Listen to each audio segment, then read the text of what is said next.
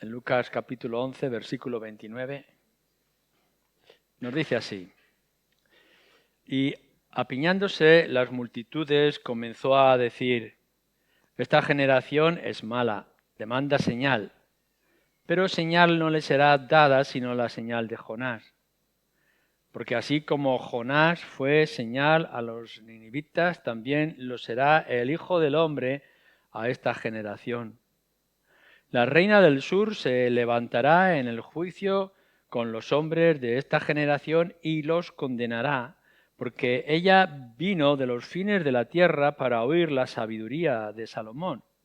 Y he aquí más que Salomón en este lugar. Los hombres de Nínive se levantarán en el juicio con esta generación y la condenarán, porque la predicación de Jonás se arrepintieron, y he aquí más que Jonás en este lugar. Esta generación pide señales, quieren más señales. Quizá tendremos que decir que en la cultura y en la mentalidad judía ya estaba esta tendencia a pedir señales. Ya lo vimos en los versículos anteriores, en el versículo 16, lo podemos encontrar varias veces que se repite en el Evangelio según Mateo, en el Evangelio de Juan, e incluso cuando leemos en Primera de Corintios, en el capítulo primero, nos dice acerca de los judíos que buscan señales, igual que los griegos buscaban sabiduría. Así que quieren más evidencias. Y la verdad es que aun cuando se les den las evidencias, aún están buscando más. En el contexto que tenemos de esta misma historia, en el Evangelio de Mateo, se nos dice que después de las señales, como aquí podemos ver que ha habido señales, los judíos quieren aún otra señal. No les basta con haber visto la mano poderosa en unos instantes antes, como el Señor había estado obrando. Y no les bastaba con que el Señor pudiera hablar con la autoridad que tantas veces se manifestaba delante de ellos. Este hombre habla con la autoridad que los escribas no tienen, que ninguno antes podía haber dicho o expresado como él lo expresa. Lo podíamos ver en el capítulo 4 y demás. Así que por falta de evidencias no estaba. Y también tendríamos que señalar que en sí mismo no es ninguna falta ni pecado el pedir señales, que el Señor pueda obrar y pueda manifestarse.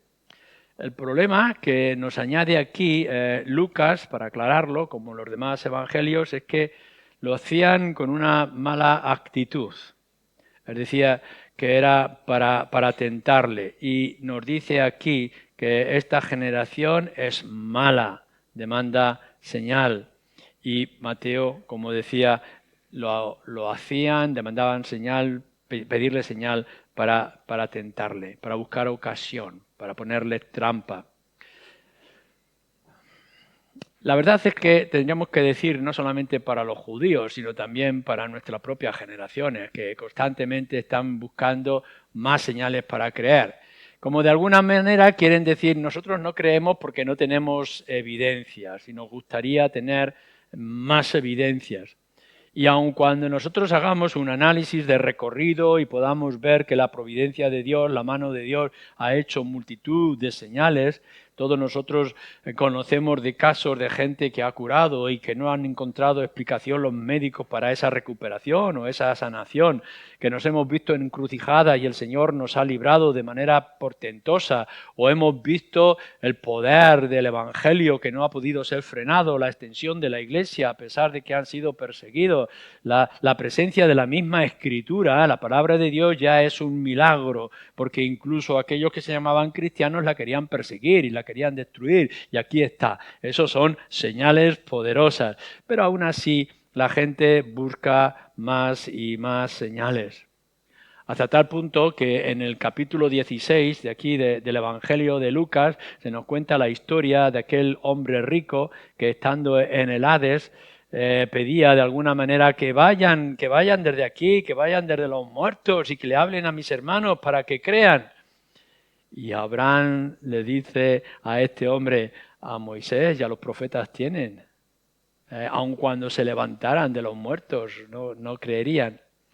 Porque el problema no es la falta de evidencias, no es la falta de señales de parte de nuestro Señor Jesucristo. El problema es la falta de voluntad. No es un problema material, no es un problema físico, no son de evidencias, sino es una incapacidad del corazón. No hay más ciego que el que no quiere ver. Y aun cuando se le puedan manifestar y se le puedan repetir, el que no quiere no creerá. Claro, esto es algo que nosotros tendremos que advertirnos, todos los que estamos aquí, aquellos que nos puedan estar escuchando, de que lo que aquí está diciendo para su generación nos lo está diciendo también para nosotros. ¿Queréis señales? Las tenéis, pero no las queréis ver. Está delante de vosotros, pero no la queréis reconocer. Aun cuando hubiera más señales, no querríais aceptarlas. El problema no es lo que os falta en las cosas que yo pueda hacer, Dios, Cristo pueda hacer. El problema está en que vuestro corazón no quiere rendirse. ¿Es esto así entre nosotros? ¿Qué más puede esperar el ser humano para que pueda llegar a creer? Hay gente que está pidiendo más y más, pero nunca se saciarán si no es por la obra del Espíritu en sus corazones. Pero nuestro Señor Jesús, como siempre, va a aprovechar para darnos algunas instrucciones y algunas enseñanzas. Así que nos pone el ejemplo y nos hace la advertencia con dos paganos. En un contexto judío nos va a introducir en la historia, de su propia historia, de Israel, con dos paganos. Ya hemos leído acerca de la reina del sur, o la reina de Sabá, en Primera de Reyes. Fijaros bien cómo podemos analizar y sacar una conclusión. He aquí una mujer que vivía allá por Etiopía, que ha escuchado noticias acerca de un gran sabio que está en una pequeña zona en Israel, que se llama Salomón, el rey.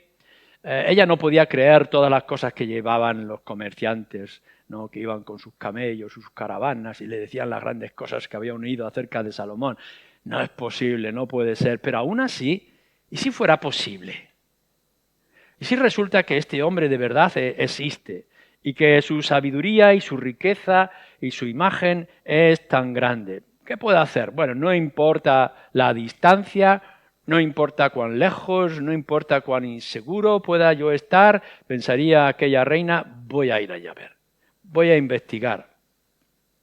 Y hace como dice, ese recorrido tan largo para poder escucharlo.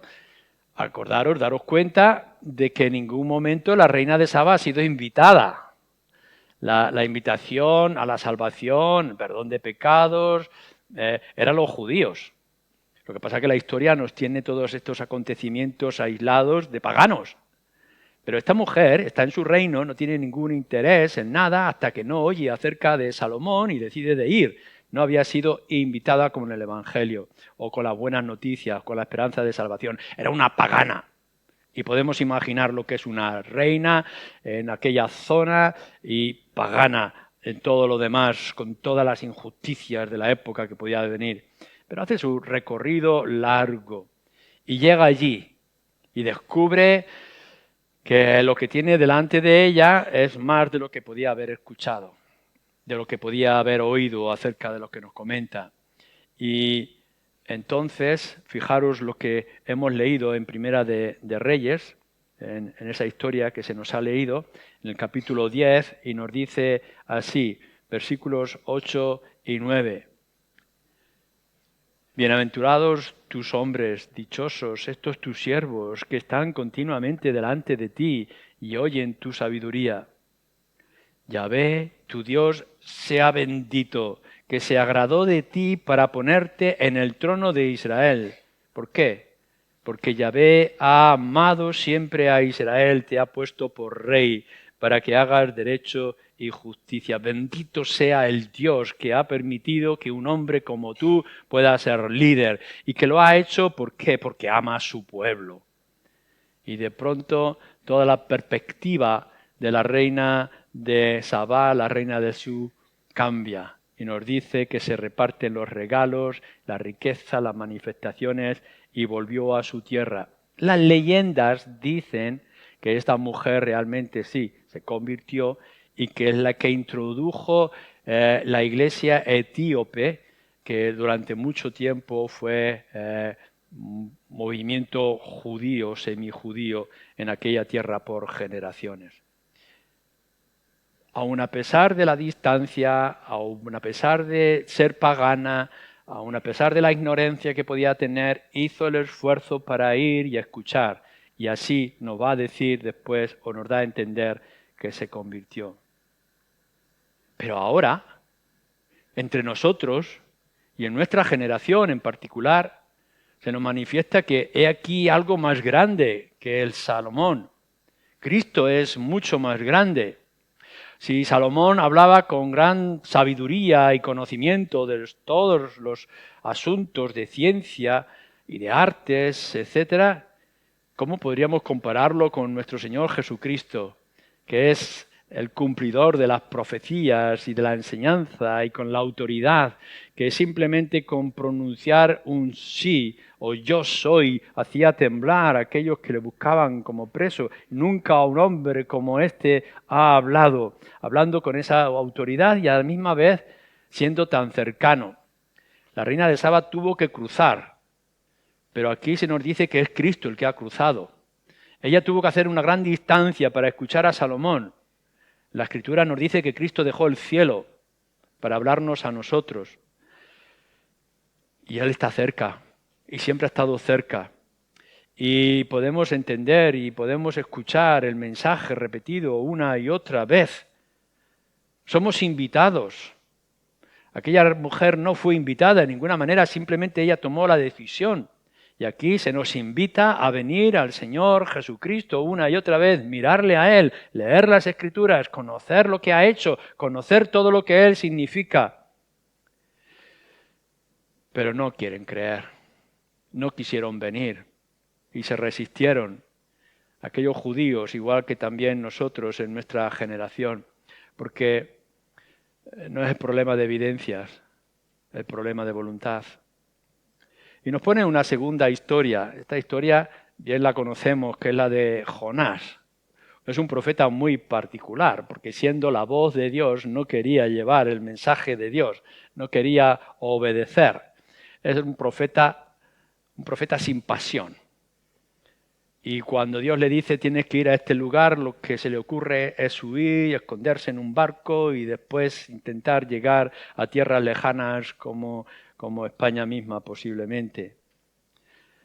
Y aún así, cuando llega a Nínive, un predicador sin voluntad, sin pasión, sin deseo, de mala gana, sin ningún milagro, porque no nos cuenta en el libro de Jonás que Jonás hiciera ningún tipo de milagro en Nínive. No hay ningún acontecimiento extraordinario. Lo único que se nos dice es que este profeta iba por toda la tierra anunciando que en unos pocos días la ciudad sería destruida. Ha ido a una tierra de paganos, no tienen conocimiento, incluso son enemigos del pueblo de Israel. ¿Cómo van a creer? ¿Cómo van a entender? Están tan lejos, están tan indiferentes, están tan fríos y este hombre no habla con la pasión que pudieran pensarse que podría traer Elías o Eliseo o Jeremías o Isaías. Eran paganos, estaban lejos, pero dice que se arrepintieron. Aun a pesar de las pocas evidencias, aun a pesar de la poca pasión, aun a pesar de no haber señales o prodigios, se arrepintieron. Y eran paganos. Y ahora tenemos a nuestro Señor Jesucristo, he aquí más que Jonás, nos dice el mismo Señor. Conocemos a Jesús, tenemos la información. Sabemos de sus profecías antes de que se cumplieran. Conocemos acerca de su nacimiento portentoso, milagroso, y podemos ver de todos los prodigios, de todos los milagros, de todas las señales que estuvo haciendo. Sabemos acerca de su pasión, de su justicia, de cómo Él habló, de cómo se acercó. Venid a mí, todos los que estáis trabajados y cargados, y yo os haré descansar. A nadie de los que vienen a mí, yo los echaré fuera. Vemos a nuestro Señor cómo defiende la casa de oración, que es la casa de su Padre, con toda la fuerza. Nuestro Señor tiene una inmensa pasión por los suyos y tiene un esfuerzo grande llevar el Evangelio, y habla a los niños, y habla a las mujeres, y habla a los pecadores, y se sienta con los más marginados de todo, toca a los leprosos. ¿Quién es este hombre que hace estas cosas? Y aún así no se arrepintieron. Y lo tenemos hoy en día, con toda la información, con todo el conocimiento. No se puede negar la existencia del Señor Jesucristo. No se puede negar la fuerza y evidencias que nos manifiestan los evangelios. No podemos negar de ninguna manera la capacidad que hay para la salvación. Lo podemos ver en la extensión de su reino que alcanza todos los lugares del mundo. Cristo es real, Cristo es poderoso, Cristo es milagroso, no lo han podido destruir, el cristianismo se sigue extendiendo y aún así la gente no se arrepiente. Esta es la realidad con la que nos estamos enfrentando. Ahora bien, nos dice en tercer lugar, habrá consecuencias. Fijaros cómo lo pone nuestro Señor Jesucristo para ambos, tanto para la reina del sur como también para Jonás. Se levantarán. Porque sabéis que hay resurrección de muertos. Y un día los muertos se levantarán, unos y otros. Y entre ellos se levantará la reina del sur y se levantará Jonás. Y entonces se nos señala que cuando todos nosotros resucitemos, dice, habrá juicio y habrá condenación. Se nos señalará acerca de la culpabilidad. Ellos mismos nos acusarán. Dice, la reina del sur se levantará en el juicio con los hombres de esta generación y los condenará. Y nos dice, versículo 32, y los hombres de Nínive se levantarán en el juicio con esta generación y la condenarán. A ver, tendremos que estar alerta, tenemos que estar avisados. Ya decimos, hay resurrección de muertos. Y después de la resurrección de muertos hay juicio. Y en medio de ese juicio se van a levantar paganos, gente que no esperábamos. Gente como la reina del sur y gente como los hombres de Nínive que se arrepintieron. Y entonces condenarán con su propia presencia a aquellos que han tenido suficiente evidencia para creer, más evidencia todavía, y se han resistido. Veréis, debemos de tener cuidado, tenemos que estar advertidos, porque ahora tenemos más evidencias de los que ellos tuvieron y tenemos más poder delante de Jesús de aquellos que lo pudieron ver. Tenemos a Jesús y aún así se resisten. Por tanto, para esa gente que hoy sabe acerca de Jesús, habrá mayor condenación. Ellos juzgarán. Nosotros, los creyentes, los que podamos levantarnos un día de entre los muertos y estemos presentes delante de ese juicio, juzgaremos a todos los demás, como nos dice Pablo en 1 Corintios capítulo 6, o nos dice el libro de Apocalipsis, y quitarán toda excusa. No podrán levantarse diciendo, es que no tuvimos señales suficientes, es que ya no necesitabais más señales.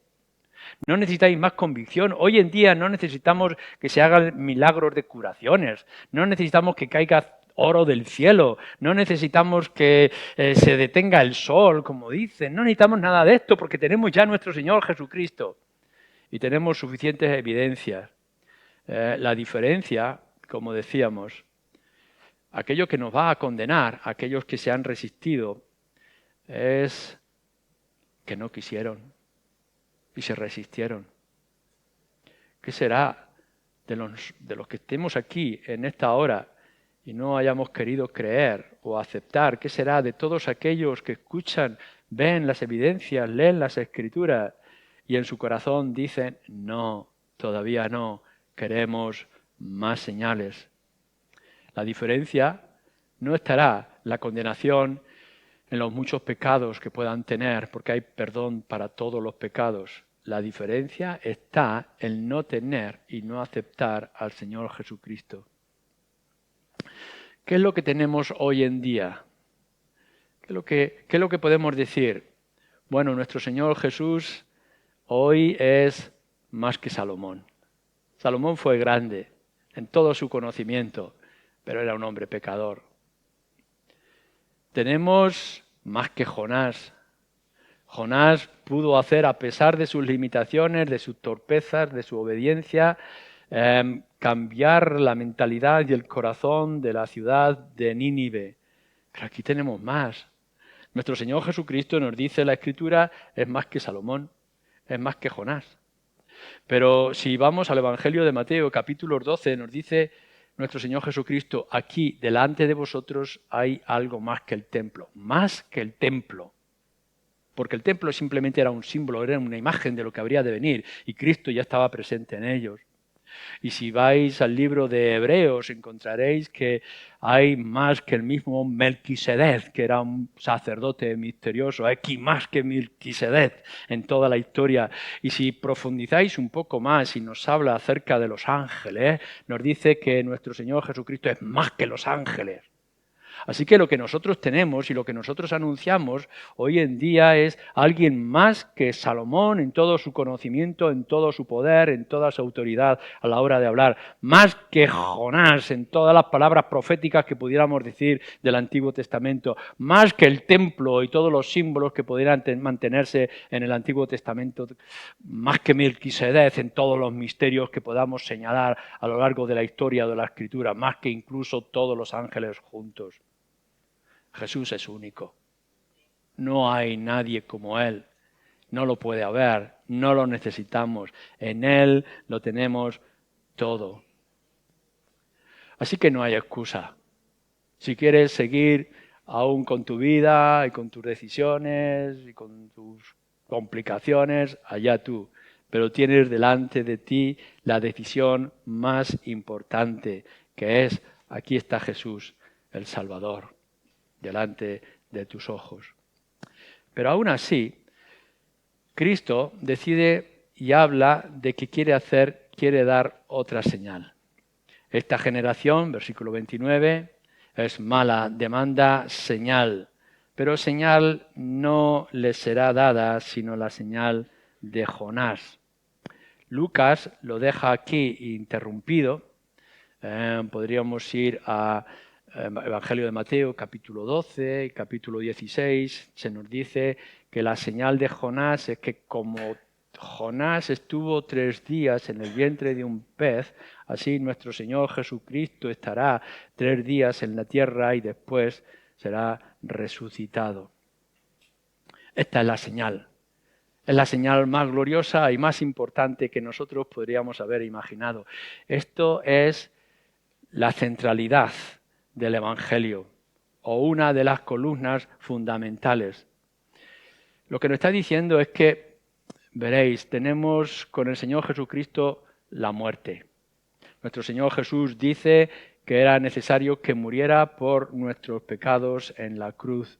Fue despojado de toda su gloria y de toda su majestad, fue degradado hasta el punto de desnudado, maltratado, golpeado, escupido, y fue clavado en esa maldita cruz. Pero nuestro Señor Jesucristo dice, Evangelio de Juan, capítulo 2, versículo 19, destruid este templo y al tercer día se volverá a levantar. ¿Cómo va a ser esto posible? Y nos tiene que aclarar Juan en su Evangelio que esto lo decía acerca de sí mismo y no se entendería sino después. Ahora lo podéis entender, ahora ya lo podemos saber, Ahora tenemos la comprensión de todas las cosas. Ahora sabemos de aquella señal milagrosa, portentosa y única. Que nuestro Señor Jesucristo murió, sí, en una cruz por nuestros pecados, pero la muerte no lo pudo sujetar. Y entonces al tercer día resucitó de entre los muertos. Este es el mensaje central del Evangelio. Claro que podemos ir, tendremos que ir y diciendo, tú no puedes salvarte, tú no puedes librarte de tus pecados, tú no puedes pagar la deuda, Cristo la va a pagar, Cristo la pagó en la cruz, la pagó por ti, si tú crees. Pero no solamente eso, sino para que podamos ver que es posible, que no hay señal más grande. Al tercer día Él se levantó de entre los muertos. Es la parte central que nosotros tendríamos que meditar. ¿Quieres más señales? ¿Es posible más señales más poderosas que esta? Hoy en día la gente estaría dispuesta a aceptar los milagros de Jesús. Claro que Jesús pudo hacer milagros, hay cosas incomprensibles. Claro que sí, que la gente puede aceptar la autoridad y las enseñanzas de Jesús. ¿Quién no se maravilla con algunos de los dichos de nuestro Señor Jesucristo? Todo eso son señales maravillosas e importantes para poder aceptar a un gurú, a un maestro, a algún líder espiritual.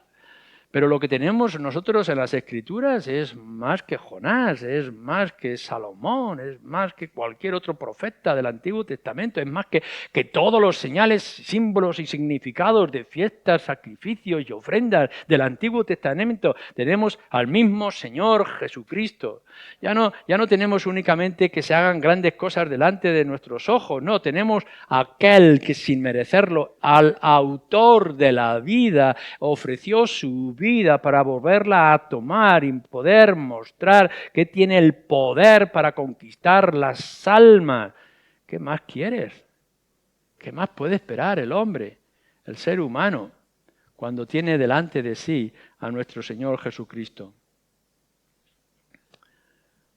Concluimos entonces con las grandes preguntas que nos podamos hacer hoy en día. Son preguntas muy serias y muy importantes. ¿Somos pecadores? Desgraciadamente sí. Somos pecadores, terriblemente pecadores. Aquel que lo quiera negar se está engañando a sí mismo. Somos ofensores, no solamente de los demás, sino ofensores de Dios. ¿Cómo puede haber perdón para un pecador como tú y un pecador como yo? ¿Cómo podremos escapar de la ira venidera? ¿Cómo nos podremos librar en el día del juicio? ¿Cómo podremos sanar nuestras almas y tener esperanza para la eternidad? Y entonces tenemos la parte del Evangelio, porque Dios amó, como amó a su pueblo de Israel y dio a un líder como Salomón, Dios nos amó de tal manera que ha dado a su Hijo unigénito, único, para venir entre nosotros y morir en nuestro lugar. Dios envió a su Hijo, así que es posible el perdón de pecados para ti. ¿Cómo sabemos que esto es posible? ¿Cómo sabemos, cómo tenemos la certeza de que aquel que murió en el año 30 en una cruz por causa de los romanos y de los judíos, esto sea más que suficiente para librarnos de nuestros pecados y darnos la esperanza de la eternidad? ¿Cómo sabemos que esto será posible? Una señal. Queremos una señal de que este evangelio es poderoso, es único, es suficiente. Una señal. Y entonces volvemos otra vez a los evangelios y podemos ver a los pobres discípulos asustados, temerosos, escondidos.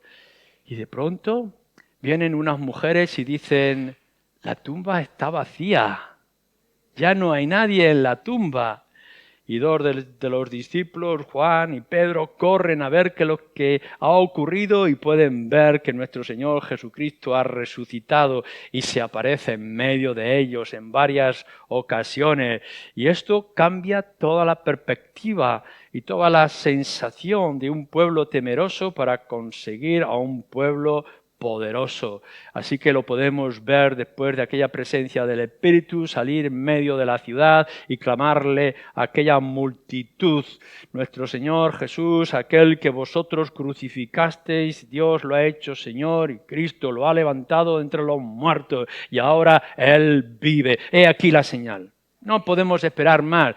¿Por qué tienes o puedes tener tú la convicción de que tus pecados son perdonados cuando son tan graves? ¿Cómo puedes tener tú la seguridad de que el Señor Jesucristo murió por tus pecados? Y nos dice: porque tienes la señal de Jonás, porque al tercer día yo resucitaré de entre los muertos. Él tiene la victoria.